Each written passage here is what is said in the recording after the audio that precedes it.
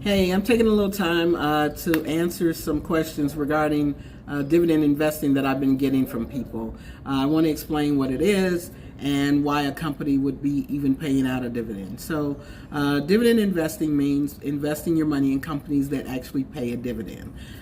Companies may pay dividends out for a few reasons. And by the way, more established companies do this. Once the company goes through the money they've earned, the revenue they've earned, there's a certain portion of it that is going to be profit. They can take that profit and put it back into the company by investing in infrastructure for themselves. They can do research and development, or they can decide to pay you just for owning their company. Okay. Dividends provide a nice source of passive income. And when I say that, I mean you do something one time. You buy those shares, that company, that one time, or several times, right? But you can buy one time and that one time only. As long as you hold the shares of that stock, they will pay you. Generally, companies pay quarterly, but there are some companies that pay monthly and some that pay biannually. But most companies pay on a quarterly basis. So, all right. So, a dividend, again, is a payment that the company pays out from their profit, but that is usually a percentage of whatever the stock price is, right? So they can decide that they're going to pay out a $4 dividend for the year. That's an annual payout, but they split it up. If they pay quarterly, they split it up into 4 quarters. So that means you will get $1 per share for every share that you own for that quarter, right? So say if you own 250, that's a lot. It's a lot to begin with. So if you don't own a lot, say you own 10 shares of that company, right? You own 10 shares of that company and they're going to pay you $4 for every share for the annual payment. That is going to be $40 for the year. Now, that might not seem like a lot, but as you start to build your position in that company, it's going to turn into a snowball effect, right? Now,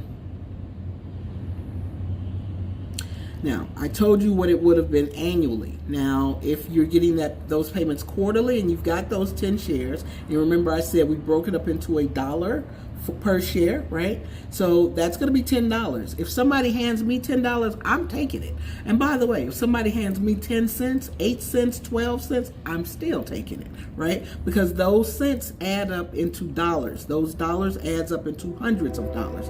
Those hundreds add up into thousands. You see where I'm saying? See where I'm going? So that is the passive form. That is a passive form that is a passive avenue of making income, right? So again, you bought the stock one time, and these jokers send you a check every quarter. I accept all those checks. You should too. Okay, so I mentioned that most companies that pay out a dividend are established companies, long-standing companies. Those are the type of companies that don't have to put much back into their infrastructure. They're not necessarily building their company, right? So those are going to be companies, those are value-based companies, by the way. So those are going to be companies like Procter & Gamble, Johnson & Johnson, Abbott Laboratories, AbbVie, let's see, there's a bunch of others, right? Then you have companies that they actually call them teenage companies. So a teenage company would be something like a Microsoft or an Apple. Those are established companies, but they are still putting quite a lot of money into developing products, right? But they actually do still pay a dividend. Now, they pay a much smaller percentage out, but they still pay a dividend. Now, those are the kind of companies that you can actually get paid 2 ways. You're getting income, you're getting growth. As that company grows, the valuation for that company is growing as well, which means that the value of the stock that you hold with them is growing. So you're gaining money that way. You don't have the money until you sell the stock, but the value of your portfolio is still going up. Now, that's one way that you're making money. But if they're also paying out a dividend, that's a bonus. It's a smaller dividend, but those companies are also growing their dividend. So they may not be paying out a bunch now, but in years to come, they may be paying out quite a lot, like a Johnson & Johnson, like a Pepsi, like a Procter & Gamble, right? Or, oh man, I'm going to bring up AT&T and Verizon, actually. AT&T, Verizon, and Altria. So those are the kind of companies that you want to be investing in for two reasons. One, because just the value companies are stability, okay? The growth companies add stability as well as growth, steady growth. I'm actually going to bring up companies that have been paying out dividends for quite a long time, but they have recently had to adjust down their dividend payments. Now, I'm going to say this, but I'm also going to qualify why I'm saying this. I am a former AT&T employee. I worked for them for 30 years. I retired. Wow, it's going to be 5 years in January, but I'm just going to say 4.5 years ago, right? So AT&T, Verizon, and Altria, also a cigarette company, right? They pay a hefty dividend percentage out, but you want to make sure that the companies you're investing in can sustain the dividend that they're paying out. And what I mean by that is, are they earning enough money to show a profit to be able to pay money out to shareholders? Or are they just still paying a high dividend so that you continue to own those companies? Now, I see a lot of people investing in AT&T and Verizon. I'm going to speak specifically.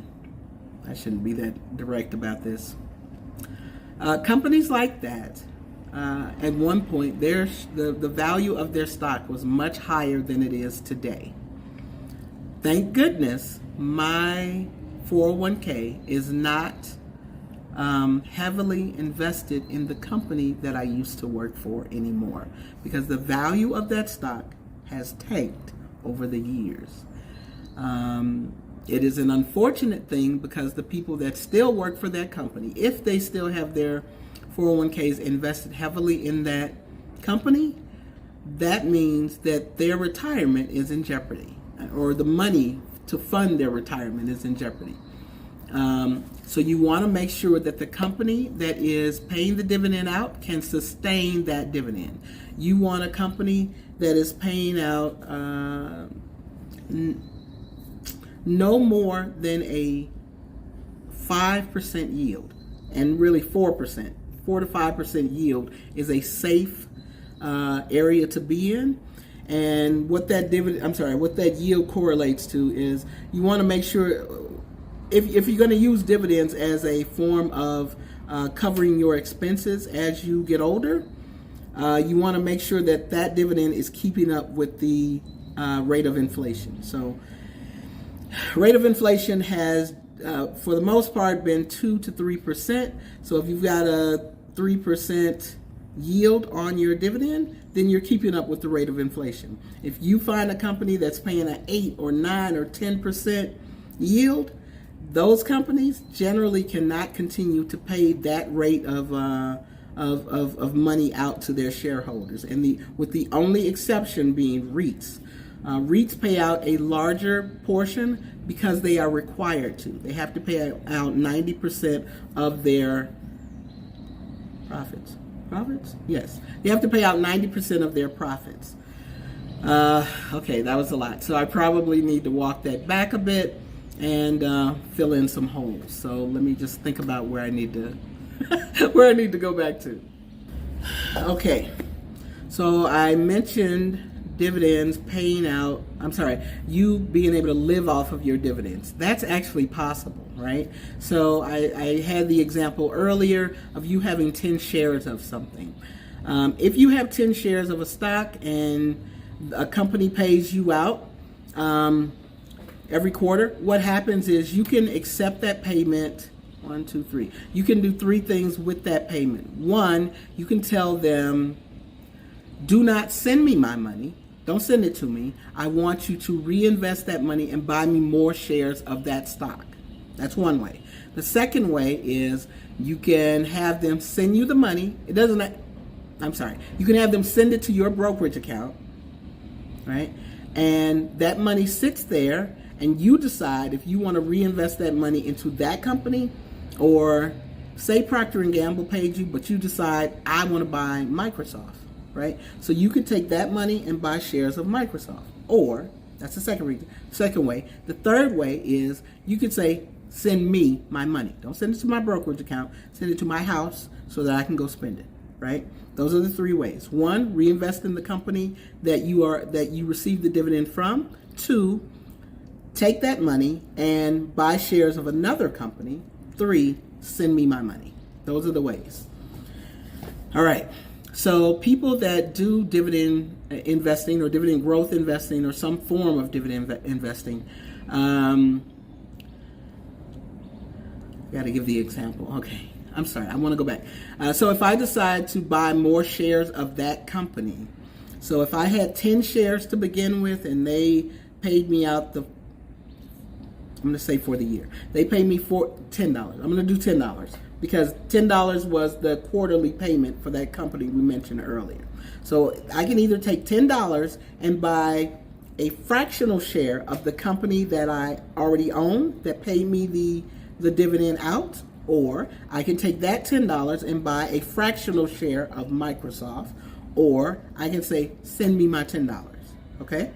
Now, if I decide to buy fractional shares of the company I already owned, so say that $10 can buy me 0.02% of a share, all right? Thank you, give me my share. So that means I have 10.02 shares now, right? So then the next quarter, I say do it again. Don't send me my money. I want you to buy me more shares. I'm going to ramp this up. So say that buys me a half a share. So now I have 10.52 shares. They are paying you, remember you had 10 shares, so the next time they're paying you on 10.02 shares. The next time they're paying you on 10.52 shares, right? So the next time, say you have enough to buy the rest of that share. You buy the rest of that share, so now you have 11 shares, right? You didn't put any more money in. They paid you dividends, okay? And you reinvested that, so now you've got 11 shares. So the next quarter, they're not paying you on 10 shares. They're paying you on 11, right? And that continues to grow. That's what I meant when I was saying your shares, your dividends start to turn into a snowball effect. So your one-time investment in that company, say those 10 shares cost you $1,000. In a few years, that $1,000, as those as the amount of your shares grow and the value of those shares gets higher, that $1,000 investment, or that original $1,000 investment, can turn into $5,000, $10,000, $100,000. I'm not making that up. That's possible. That's not just possible, or with all these different variables. That happens all the time. I'm going to show you I think September will actually be a good, and pardon me, I'm on the balcony here for some reason. That's why I'm sweating. And I want to be able to, I'm sorry, pardon the sounds is what I was saying, and I'm sweating, so excuse me. I just wanted to get this video made. So, where was I? Yeah, okay, so I thought that showing you my September, not all of them, I'm going to show you one of the portfolios. I will show you the dividend payouts for September because it was a larger payout than October, and I just think it'll be a better example, okay? So with those dividend payments, you can start to plan out your life, right? You can, and by the way, I want to go back to one other thing. Remember, I reinvested all those shares into the company that I currently own. In that other example, I could be buying more of Microsoft, or I can buy Home Depot, or I can buy General Mills, whatever, Kellogg, okay? Starbucks. I'm going to talk about Starbucks later. Yeah, so that is how you build your dividends. That is how you build your dividend income, all right? Next, let's see, where do I want to go from here? All right, so actually figuring out how you can live off of your dividends. So say Microsoft paid you $102 for that quarter. That $102 may pay your light bill for that month, right? That $102 may pay for some subscription that you have, I don't know, for something. I don't know. You decide what it pays for. So sometimes people will decide, well, I'm going to let Microsoft cover this. I'm going to let Home Depot cover this. I'm going to let Procter & Gamble cover this, right? At some point, those dividends will add up to enough that it will cover all of your living expenses. That's how you live off of your dividends. Where do I go? All right, give me a minute. I want to think about this. Okay, so now going back to what I was saying about AT&T, Verizon, Altria, companies like that. People will invest in those because they have a high dividend yield. That doesn't... I'm going to give you the example, and you decide what makes sense for you. So, AT&T has, and I don't want to lie, so I'm going to be looking over here because I want to give you the exact stats to this date. AT&T pays out a 6.99% dividend yield, basically 7%, right? So that's 7% of your money. Okay, so the money you put in, you invest in them, and they send you a dividend that is 7%. So they hand you 7% in this hand, and you say thank you very much. But when you look at the company is shrinking in value. So as it's shrinking, they're like I said, they're handing you $7 in 1 year, right? But 52 week, they are losing 12.60% value. You give me $7, but then you're gonna take 12.6. That's negative investing. That's a negative return on your money. That's why I don't invest in companies like that. I was able to pull quite a bit of my money out years ago and redirect that money to other companies that were growing in value, not shrinking in value. Those are the things that you should consider when you're picking out a company to provide you with dividend income. Can they sustain that? Are they a growing company, right? And are they providing you value for the money that you're spending to invest in that company? I'll give you an example on the other side. So again, I said it doesn't have to be a sexy company that you invest in. So one company is Dover. Dover is a dividend king. Dover's a dividend king. It's based out of Illinois, and it is basically a machining components company, right? So they, again, I want to get it right. They are paying you 1.52%, excuse me, got a cold. They're paying you 1.52% dividend yield. Well, that's not a lot, right? It's not a lot compared to 7%. So I'm going to go ahead. It's 1.5 versus 7%. Big difference.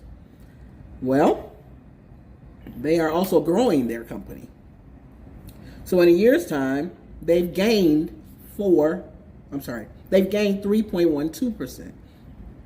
Those two combined is like 4.6. Excuse me. You're negative 5% on the AT&T side, but you are positive 6% on the Dover side. You can do this with many companies to see the value that you're receiving for each, and that's how you should. Those are things that you should consider when you're investing in a dividend-paying company. All right, so again, those are things that you want to consider when you're looking at investing in a company that pays dividends. With the same example, I'm going to just list off for AT&T, their growth rate over the past 52 weeks is negative 12.60%. For 3 years, it's negative 23.32%. 5 years, negative 31%. You don't want to be losing value in the companies that you own long term, or period, as far as I'm concerned. Going to Dover in the past 52 weeks, that's a year, it has gained it has gained, which one is it? 3.12%. Okay? Over the 3-year period, it's gained 15.41%. Over 5 years, it's gained 55.47%. You want companies that are growing in value and also growing their dividend, that can sustain paying that dividend out. I found out the hard way during found out the hard way during at the beginning of the pandemic. Quite a few companies stopped paying a dividend. Some of those companies are like AMD, Disney. GE was in trouble for a long time before that. I think GE has gone back to paying a very small dividend. But companies like that, and by the way, GE used to be a monster in dividend growth investing, right? So those are the kind of things you want to consider when you're picking out the stocks that you're going to invest in for dividend income. Let's move on to the next thing. Okay, so I know that I gave you 2 companies that are not even in the same industry, right? Let's talk a little bit about how you build your portfolio. So some things you need to do are what I mentioned earlier. You need a company that is going to be able to sustain paying out that dividend. A strong, solid company, one that's been in existence, and you can see where they either have a moat. A moat means that they basically have a monopoly almost, and that it is a higher cost. It is a higher barrier cost of entry for that company, or for another company to be able to knock them off of their high pedestal. If there's a company doing something at the very height, where it is harder for other companies to really compete with them, or to really make them irrelevant, right? There are companies that have been made irrelevant. Kodak, what do you use to take pictures? GE, Kodak. Anyway, there's some companies that have, restructured their business, but there are companies that have, and I'm gonna mention some companies, and these companies don't pay it. These 2 companies don't pay a dividend, but you'll understand what I'm talking about. Google, right? Google doesn't pay a dividend, but it has a huge moat. If you want to go look up something and find out, how to do something, what do? You Google it. You don't say go look it up. You actually name the company, right? Or if you want IBM, Xerox, those kinds of companies, right? Consider all of them. Those are not dividend paying companies, but that's the idea. You want to get best in breed, right? Best of breed. What that means is there are 11 sectors, so you want to be able to diversify even your dividend paying stocks across the sectors. I don't do this exactly because there are some sectors that I just don't invest much in them, or at least I don't do it individually. I may do it through an ETF, but I don't do it through individual stocks. And by the way, ETFs and index funds, they'll pay out a distribution, which is the same thing as a dividend. Let's see. You want to make sure that you're getting best of breed in multiple sectors, so that if one sector is down, and when I say sectors, I mean there's 11 of them, and I'm not going to name them all because I tried to do that before and it didn't work. I know them, but I just couldn't recall them at the time, all of them. So there's like technology, consumer staples, consumer discretionary, healthcare, there's financials, there's industrials, there's 11. So you want to diversify across the telecommunications, since I mentioned AT&T. You want to diversify across those 11 sectors and try and get best of breed, right? So now you're kind of whittling down to the things that you want in the company that you're going to invest in, that pays a dividend, that is sustainable. So all of these things help you build the criteria that you want for the companies that you're going to purchase. I think my eye is watering. I have a cold, so I'm trying to get over that, so pardon me. But I do want to get this information out because a lot of people are asking about it. And if I can give it to you in one big chunk, maybe that will help some folks out. Once you have narrowed down the companies that you would like to possibly invest in, now there's some other considerations. This will actually help you as well. There are some things called dividend kings, dividend aristocrats, dividend contenders. Oh God, there's another one. Kings, aristocrats. There's one in between contenders.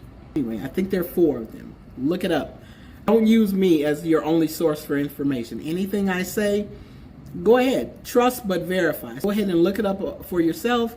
Dig deeper into it than what I'm going to give you. Hopefully I'm opening up the door for you and letting you walk in, but you go in and check out, see what else is available in all of the things that I talk about. All right, that's called doing your own due diligence. You're not just trusting some goofball on the internet.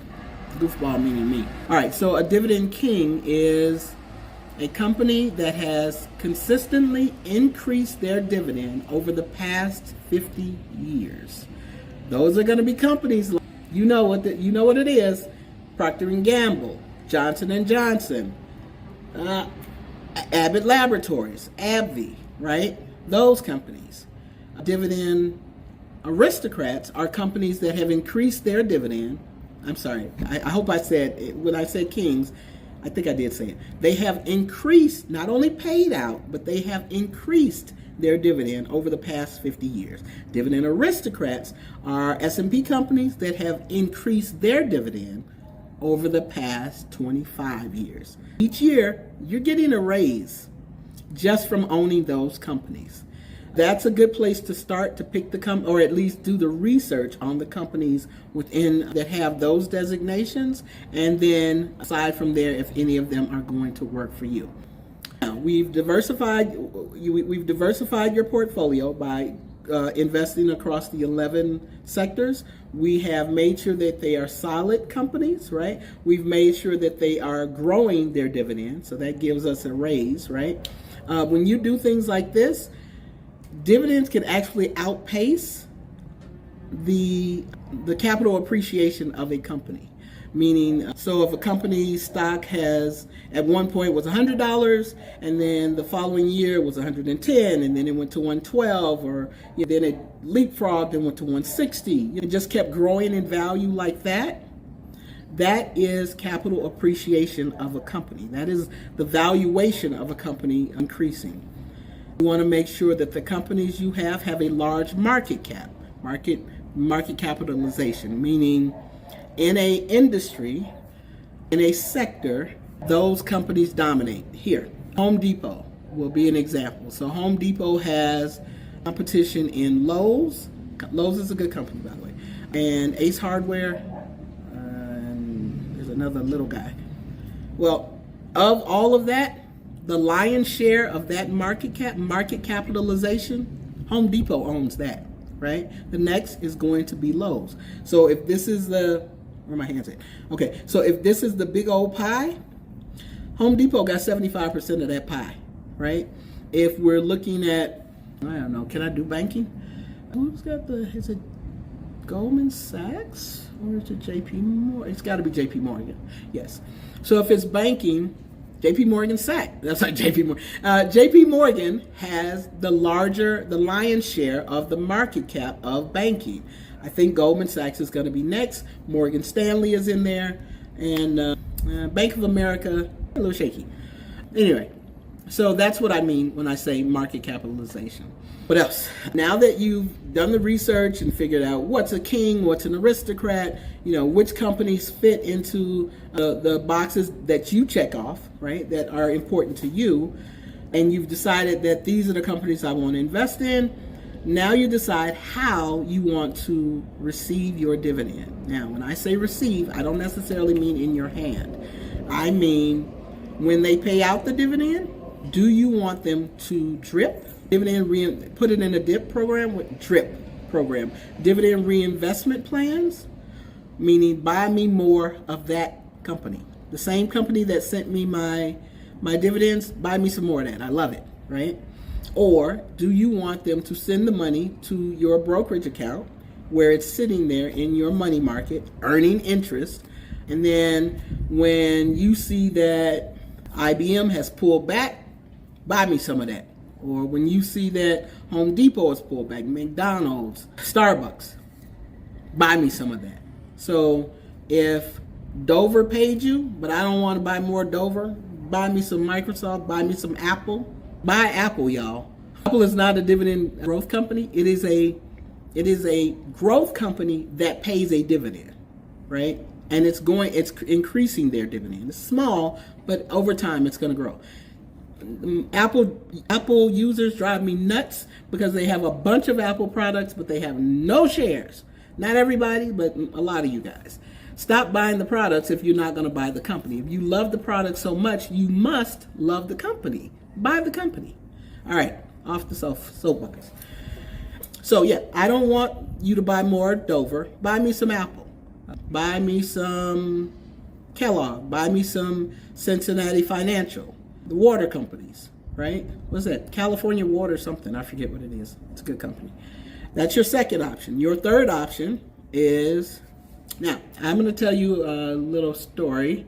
I am in meetup groups where there's a lot of dividend investors there, and some of the dividend investors receive $80,000 a month in dividends. That's no lie, right?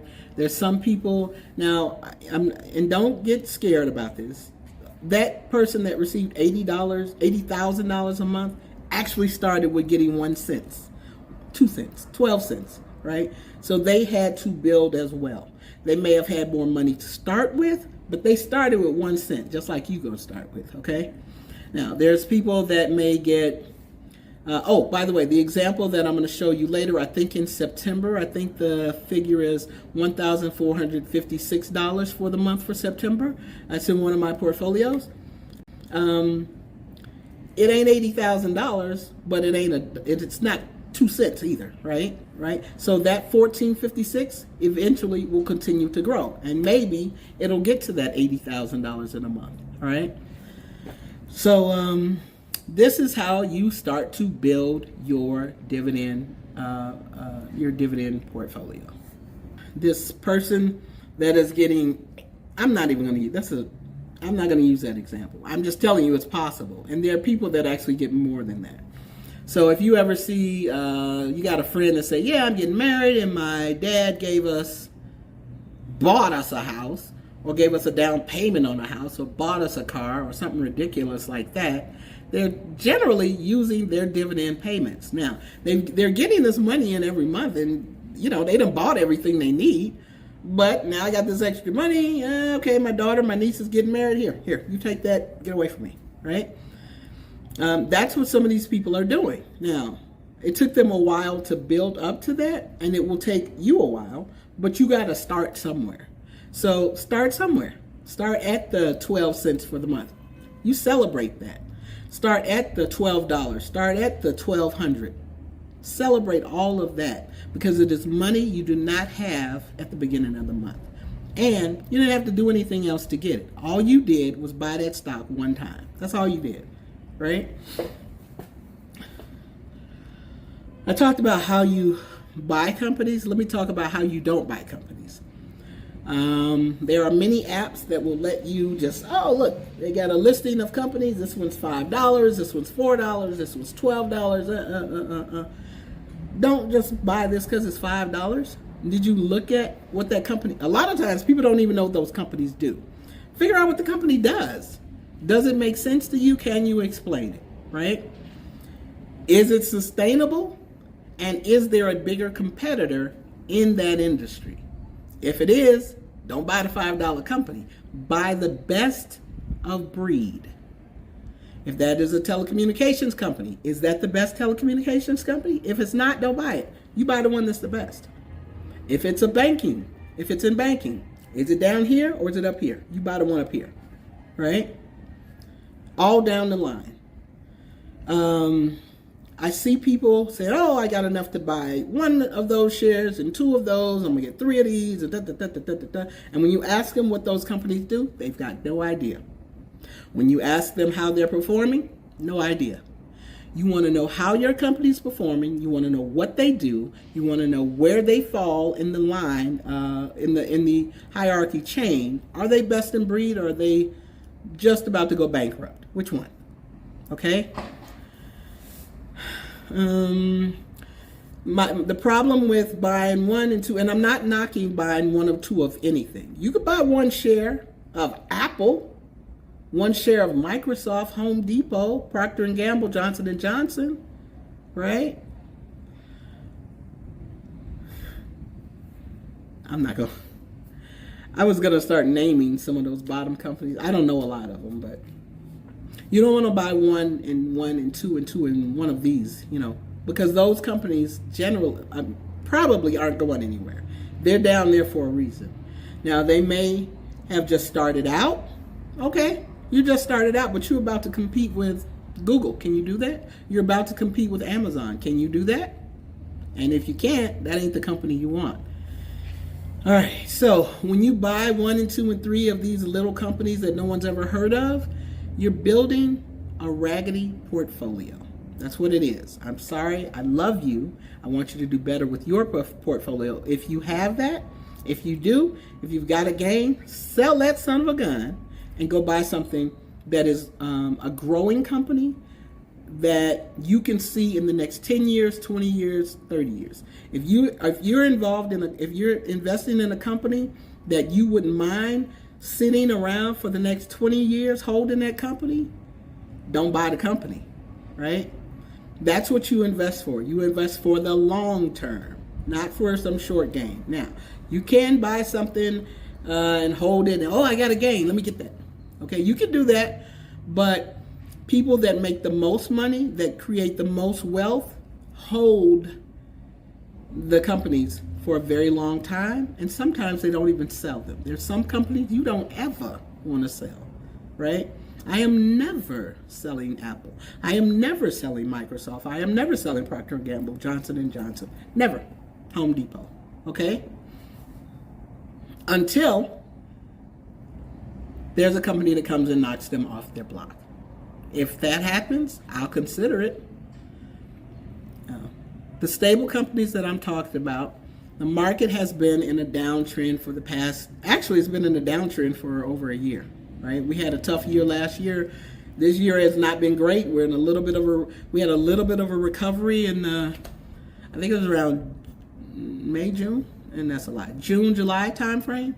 But we've kind of been going down a little bit. Part of the problem has been with the Fed trying to get us to a 2% inflation rate. That's going to be really tough. Just Friday or Thursday or something like that. Or maybe was it Wednesday? Anyway, last week they decided that they were going to hold the interest rates where they were. So that gave the market a little bit of a boost. But it's been down, right?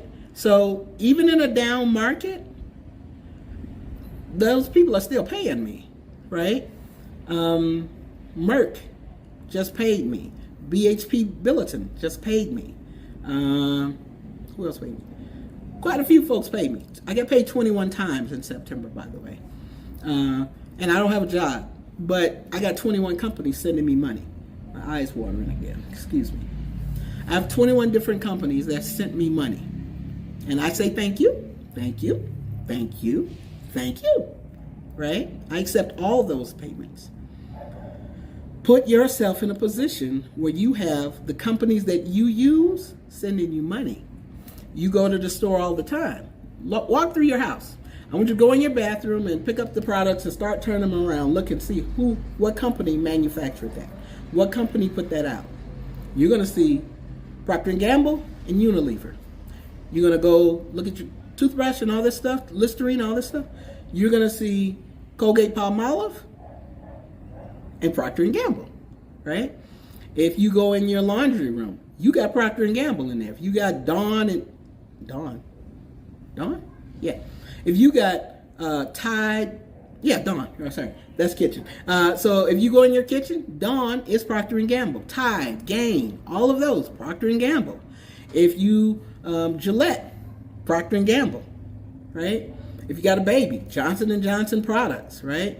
Medicines, all these things. Start looking at the companies that produce the brands that you buy. You're spending your money. You're investing your money as a consumer. Invest your money as an investor, okay? As well. You got to buy those products. Again, consumer staples. You have to buy the products.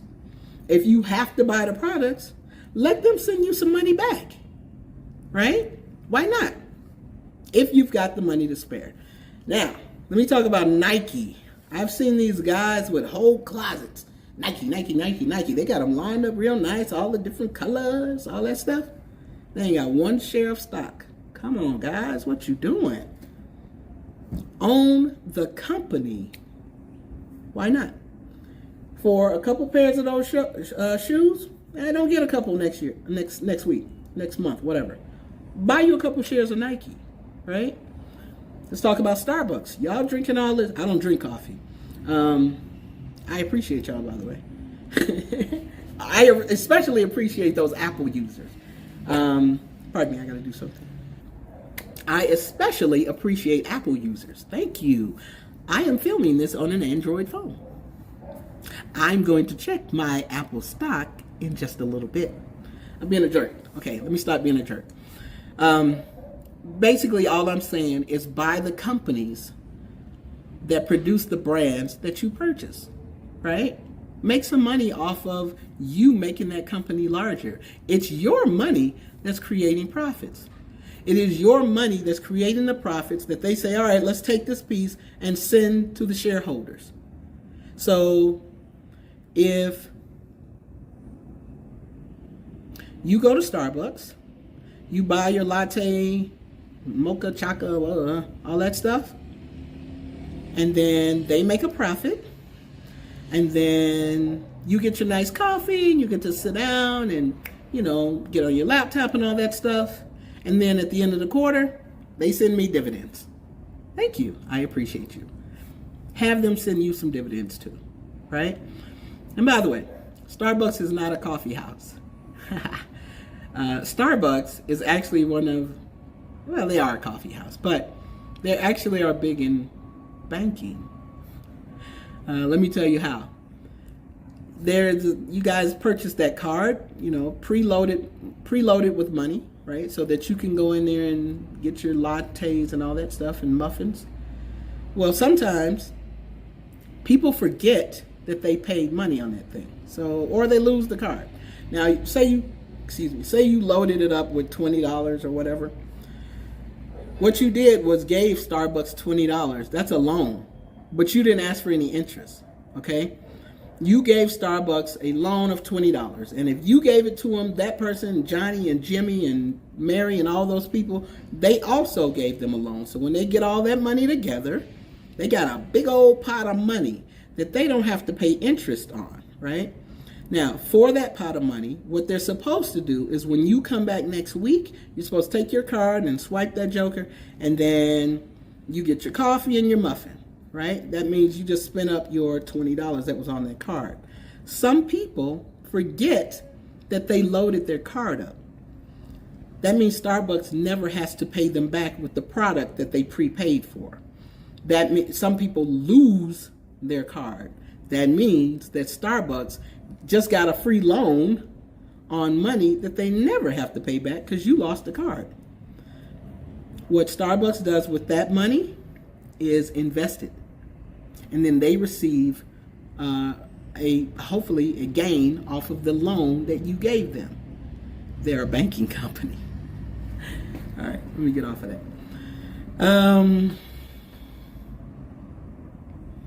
I could go on and on with that. By the way, McDonald's is not a fast food company. It's a real estate company. All right, so now I'm going to switch gears. I'm going to show you the portfolio that I was speaking of, the dividends that I received in September, and show you how the dividends that I receive can possibly pay for some of my living expenses. excuse me, it can pay for some of my living expenses. And once I build that portfolio up to say $4,000 or $5,000, whatever my expenses add up to, my dividends will cover all of my living expenses. You can get to that point where you have to start, right? All right, let's dive into it. I'm going to show you. I don't think I'm going to go over all 21 companies. I think I may cover maybe 7. I've been doing 7 in the last couple of videos, so I'll cover 7 right now. Let's go. So what you're looking at are the dividends received for the month of September. I have blocked out the middle section because that section contains the name of the company that actually paid out the dividend, and I don't want people running out to invest in a company where they haven't done the proper research. You don't know why I bought it, when I bought it, or how long I intend to hold it. So I don't want people risking any money, without them having done their own due diligence. So you'll see on the left side that it says dividend received, and the corresponding line across on the right side will show a positive number. That is the amount of money that they sent me for that company. The next line item will say reinvestment. So that is where I tell them, go buy me some more of that company, and you'll see a negative number to purchase the additional shares. That allows me to build my position in that particular company and start the snowball effect that I mentioned earlier. I'm not sure what else we can get from this slide. So in the next slide, I'll show you some of the companies that actually paid out throughout that month, but you won't know the payments that correspond to them. So I think that's all we can get from here. I hope you understood that, and I'll see you in the next slide. Okay, so it's gotten super late, and I'm going to wrap this up kind of soon here. I don't think I'm going to cover the 7 companies, but what I will tell you is that of the 21, some of them are listed here. Visa, Johnson & Johnson, Applied Material, Home Depot, Microsoft, Stag, McDonald's, what is that? Qualcomm, BHP Billiton, NVIDIA, Pepsi, all of those paid me through the month of September. What you see here only amounts to $1,250.64, but there are some companies that are missing. It was actually $1,456. I don't know the change. Anyway, it was $1,456. Okay, in this case, we're going to look at Home Depot. So we're looking in the top left-hand corner. And if we go down to the bottom, we're going to see that on July 2017, there was a purchase of 50 shares under quantity here. A purchase of 50 shares, and we paid $152.35 for each of those. And it's a more significant buy. We paid $7,600 for those 50 shares. And apparently I was trying to build the position over a course of a month because I did four buys within a month. And so 2 days later, I went back in, and apparently the price had pulled back a little bit to $149.32. Picked up another 50 shares. That brings our total to 100. Then that purchase cost us $7,466. And apparently that the Home Depot was going down that day. So I was purchasing in a down market, or at least while the stock was pulling back, and ended up getting it for $3 cheaper at $146.56. I picked up another 25 shares, and that buy cost me $3,663. And then I believe, we waited about another 25 days or so, and then picked up an additional 25 shares. It looks like that was all the position I wanted to have in Home Depot at the time. So now you've got 150 shares total. Those 25 shares cost $148.83, and that costs another $3,700. So the total buy for those 150 shares, we look up here, at the cost basis, it was $22,468. Now,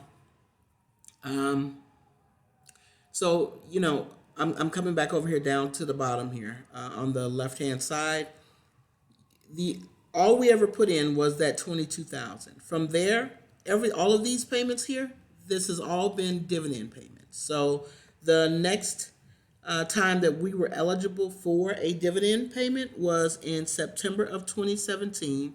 And they sent us $245.97. So instead of me taking that money, I said, go ahead and purchase me additional shares of Home Depot. So that's you're reinvesting the money that they send to you.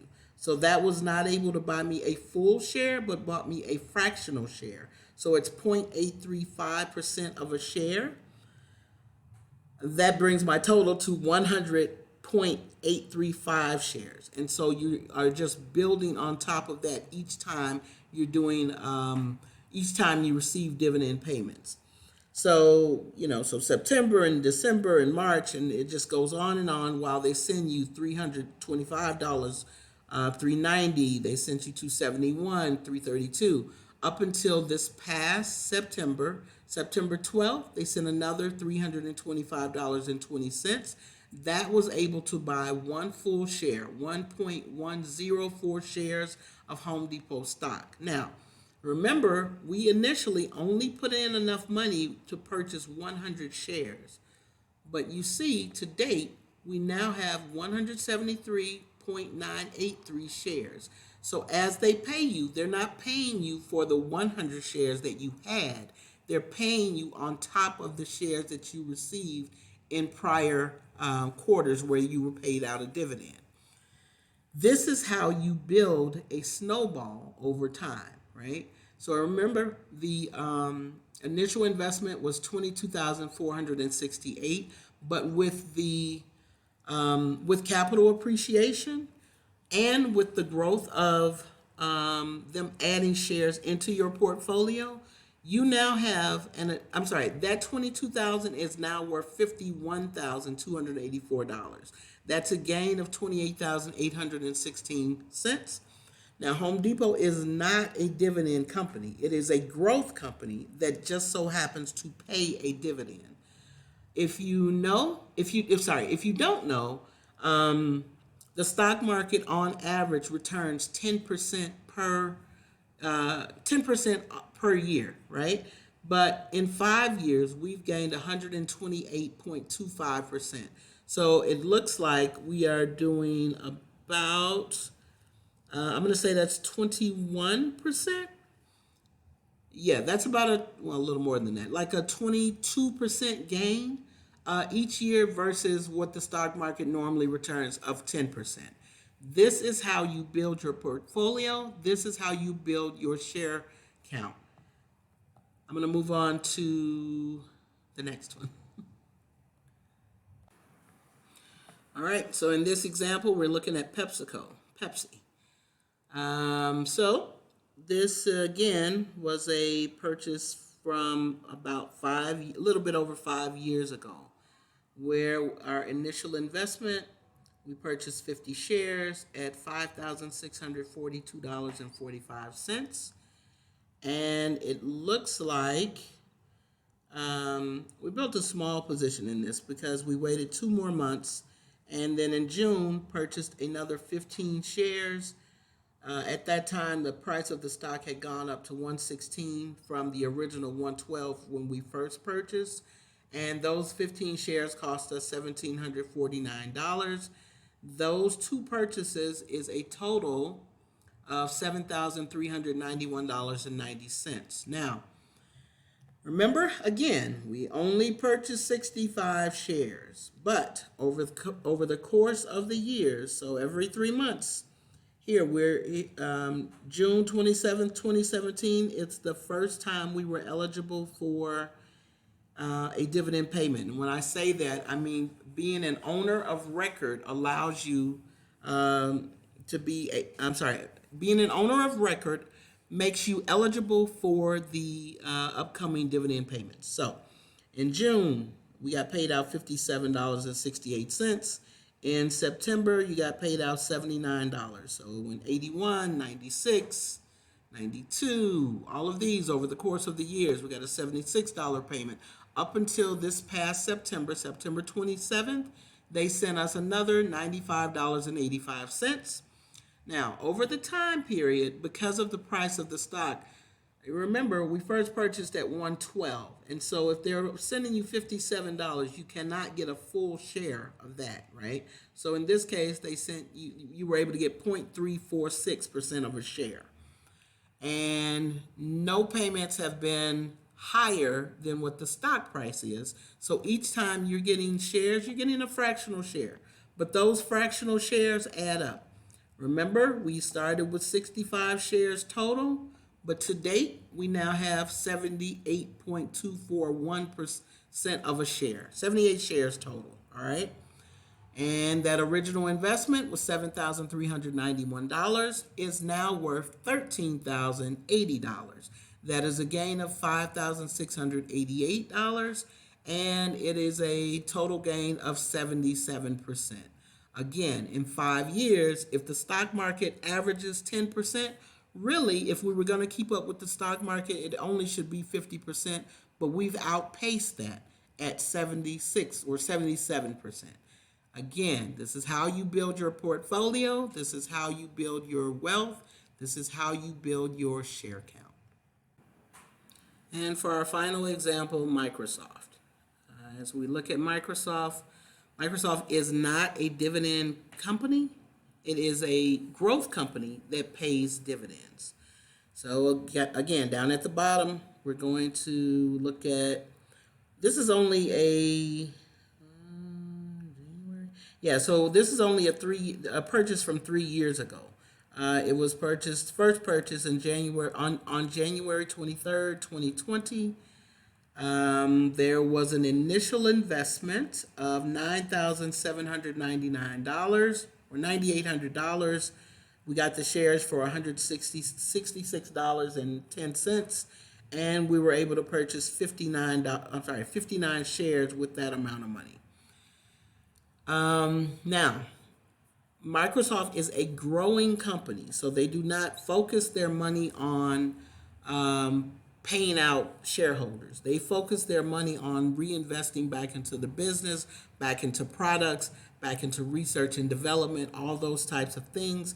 And so it is basically a teenage company that has not grown up fully yet. And just to know that, just to know that means to me that it will continue to grow. Again, a growth company that pays dividends.